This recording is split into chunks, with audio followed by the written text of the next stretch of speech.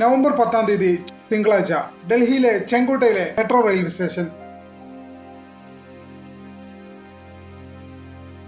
അന്നത്തെ ദിവസം ചെങ്കോട്ട പരിസരത്ത് വലിയ രീതിയിലുള്ള തിരക്കാണ് അനുഭവപ്പെട്ടത്. കാരണം തിങ്കളാഴ്ച ദിവസമായതുകൊണ്ട് തന്നെ ആളുകളുടെ ജോലി കഴിഞ്ഞ്, സ്കൂള് കഴിഞ്ഞ്, കോളേജ് കഴിഞ്ഞ് മടങ്ങുന്ന അതുവേ ഒരു അലസത പ്രകടനമായിരുന്നു. അലസത മാത്രമല്ല, അടുത്ത വാരാന്ത്യത്തിലേക്കുള്ള ഒരു പ്രതീക്ഷയും അവരുടെ മുഖത്തെ കാണാമായിരുന്നു. നേരത്തെ പറഞ്ഞ പോലെ തിങ്കളാഴ്ച ആയതുകൊണ്ട് തന്നെ ആളുകൾ അല്പം അലസതയോടെയും തിരക്കിട്ടുമാണ് ഓരോ ഭാഗങ്ങളിലേക്ക് നീങ്ങിക്കൊണ്ടിരിക്കുന്നത്. മെട്രോ സ്റ്റേഷൻ ആയതുകൊണ്ട് തന്നെ ട്രെയിനുകളിലും ബസ്സുകളിലെല്ലാം വലിയ രീതിയിലുള്ള തിരക്കാണ് അന്ന് അനുഭവപ്പെട്ടത്. അന്ന് ചെങ്കോട്ട ഭാഗത്തെ ഓരോ കടകളിലും കച്ചവടം നടന്നുകൊണ്ടിരിക്കുന്നു. ചുരുക്കി പറഞ്ഞാൽ ഡൽഹി ചെങ്കോട്ട മേഖല വലിയ രീതിയിലുള്ള തിരക്കും ബിസിനസ്സും നടക്കുന്ന ഒരു സമയം. ശരിക്കും പറഞ്ഞാൽ വളരെ ബിസി ആയിട്ടുള്ള ഒരു തിങ്കളാഴ്ച വൈകുന്നേരം മിശ്രിത മുഖഭാവങ്ങളുമായി തിരക്കിട്ട് നീങ്ങുന്ന ജനങ്ങൾക്കിടയിലേക്ക് വൈകുന്നേരം ഏകദേശം 6:55 ശക്തമായൊരു സ്ഫോടന ശബ്ദം കേൾക്കുന്നു. അത് ചെങ്കോട്ട മെട്രോ റെയിൽവേ സ്റ്റേഷന്റെ 1-ാം നമ്പർ ഗേറ്റിന് സമീപമുള്ള ഒരു കാറിൽ നിന്നായിരുന്നു ആ സ്ഫോടനം ഉണ്ടായിരുന്നത്. പെട്ടെന്ന് ഈ സ്ഫോടനം കേട്ടതുകൊണ്ട് തന്നെ അത്രയും നേരം വളരെ അലസതയോടെ മുന്നേറിക്കൊണ്ടിരുന്ന ജനങ്ങൾ പരിഭ്രാന്തരായി. ഒരു നിമിഷം ഹൃദയം സ്തംഭിച്ചുപോയി. വളരെ തിരക്കിട്ട് നടന്നിരുന്ന ജനങ്ങൾ, വളരെ ബിസിയായി നടന്നിരുന്ന ഒരു തെരുവ് ഒരൊറ്റ നിമിഷം കൊണ്ട് ചിന്നിച്ചിതറിപ്പോയ ഒരവസ്ഥയിലേക്ക് മാറി. എങ്ങും നിലവിളികൾ, പൊടിപടലങ്ങൾ, പോലീസിന്റെയും ഫയർഫോഴ്സിന്റെയും ആംബുലൻസിന്റെയും ബീക്കൺ ശബ്ദങ്ങൾ. ഇതുവരെ 15ഓളം മരണങ്ങളാണ് ഈ സ്ഫോടനത്തിന്റെ ഫലമായി സ്ഥിരീകരിച്ചിട്ടുള്ളത്. ഏതാണ്ട് 30ഓളം പേർക്ക് പരിക്ക് പറ്റിയതായും പുതിയ റിപ്പോർട്ടുകൾ വരുന്നു. അതിൽ തന്നെ ഏകദേശം 5 പേരുടെ നില അതീവ ഗുരുതരമാണെന്ന് അറിയാൻ സാധിച്ചിട്ടുണ്ട്.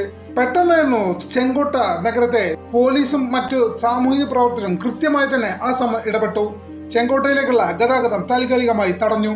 പൊതുവിടങ്ങൾ ഒഴിപ്പിച്ചു. പെട്ടെന്ന് തന്നെ പോലീസ്, ആംബുലൻസ്, ഫയർഫോഴ്സ് എന്നീ 3 വിഭാഗങ്ങളും മാത്രമല്ല NIA, NSG സംഘം, ബോംബ് സ്ക്വാഡ്, ഫോറൻസിക് വിദഗ്ധർ ചെങ്കോട്ടയിലേക്ക് കുതിച്ചു.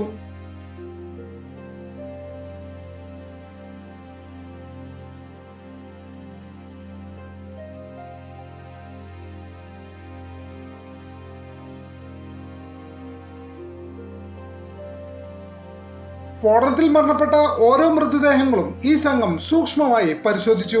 അപ്പോൾ തന്നെയും പൊതുജനങ്ങൾക്ക് എന്താണ് സംഭവിച്ചത് എന്ന കാര്യത്തിൽ ഒരു അവ്യക്തത ഉണ്ടായിരുന്നു. പലരും പരസ്പരം ചോദിക്കുകയുണ്ടായി. പലരും ശബ്ദം കേട്ടു എന്നതിനപ്പുറം എന്താണ് സംഭവിച്ചു കഴിഞ്ഞത് എന്നുള്ളത് ആളുകൾക്ക് പെട്ടെന്ന് ഗ്രഹിക്കാൻ സാധിച്ചില്ല.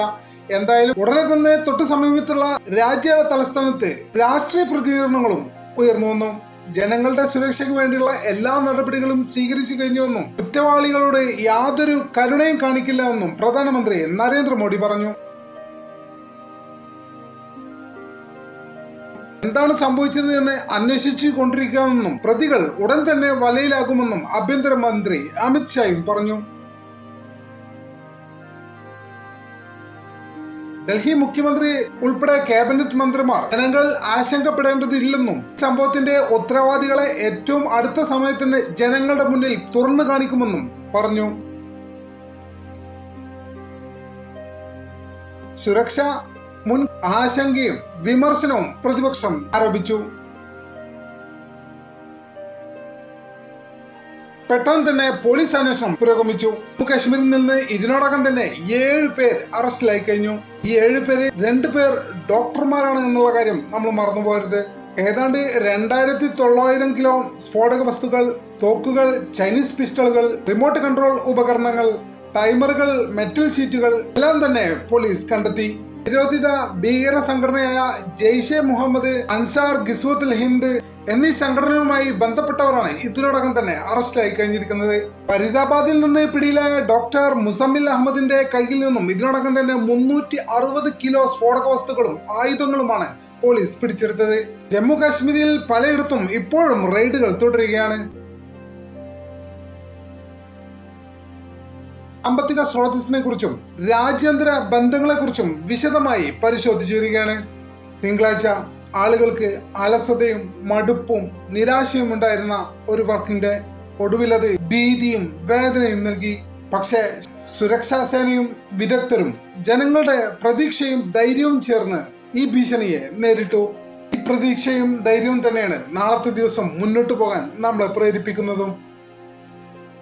നമ്മുടെ ചാനൽ ഇതുവരെ സബ്സ്ക്രൈബ് ചെയ്യാത്ത സുഹൃത്തുക്കൾ ഉടൻ തന്നെ സബ്സ്ക്രൈബ് ചെയ്ത് സഹകരിക്കണമെന്ന് വളരെ വിനീതമായി അപേക്ഷിക്കുന്നു.